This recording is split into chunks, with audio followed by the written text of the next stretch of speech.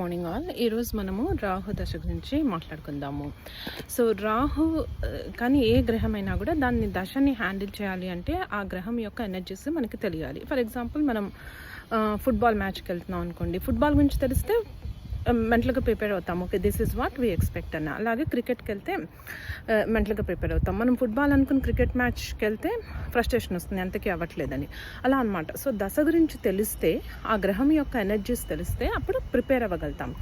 So for example Rahu ఏం చేస్తుందంటే sudden చేంజెస్ని తీసుకొస్తుంది లైఫ్లో.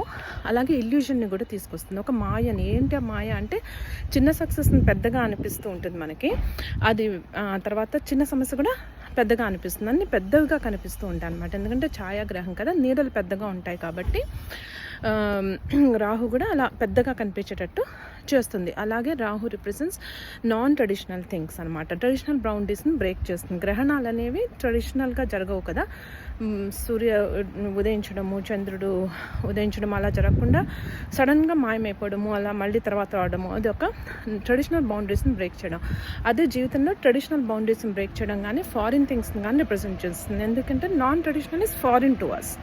సో అందుకని ఫారిన్ థింగ్స్ని, ఫారిన్ పీపుల్ని కూడా రాహు రిప్రజెంట్ చేస్తుంది అనమాట. అలాగే రాహుకి తల ఉంటుంది కానీ శరీరం ఉండదు.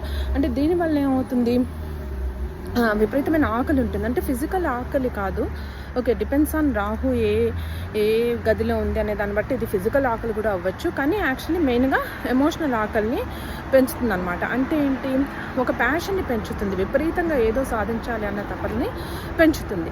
ఈ 4 విషయాలు అర్థం చేసుకోవాలి. ఈ 4 విషయాల వల్ల ఏమవుతుంది, మనసు ఆందోళనకు గురవుతుంది. ఫస్ట్ రాహు దశలో జరిగేది స్ట్రెస్లు పెరుగుతాయి. ఎందుకు, సడన్ చేంజెస్, ఇల్యూజను, విపరీతమైన ప్యాషన్, ఫారిన్ అసోసియేషన్, ఇవన్నీ స్ట్రెస్సెస్ను కాజ్ చేస్తూ ఉంటాయి. సో వాటికి మనము ఇది కనుక ప్రిపేర్ అయ్యామంటే, ఓకే సడన్ చేంజ్ జరిగింది అనుకోండి, ఓకే నేను అడాప్ట్ అవ్వాలి, తప్పదు, I might as well accept it అని చేస్తే కనుక తొందరగా ఆ స్ట్రెస్లోంచి బయటకు వస్తాం. అలాగే ఏదైనా సక్సెస్ రాగానే విపరీతంగా పొంగిపోవడము, లేకపోతే ఫెయిల్యూర్ కానీ, చిన్న సమస్య రాగానే పెద్ద సమస్యగా అనిపించినా అదొక ఇల్యూషన్ క్రియేట్ చేస్తుంది కదా, భయపడకుండా దాని డీటెయిల్స్ తెలుసుకోవడం. ముఖ్యంగా తెలుసుకోవాల్సింది డీటెయిల్స్. ఎంత ఇన్ఫర్మేషన్ తెలుసుకుంటే మాయ అంతగా తొలగిపోతుంది. సో దాని గురించి నాలెడ్జ్ పెంచుకోవడం అనమాట. ఫారిన్ అసోసియేషన్కి అలాగే నాలెడ్జ్ పెంచుకోవడము,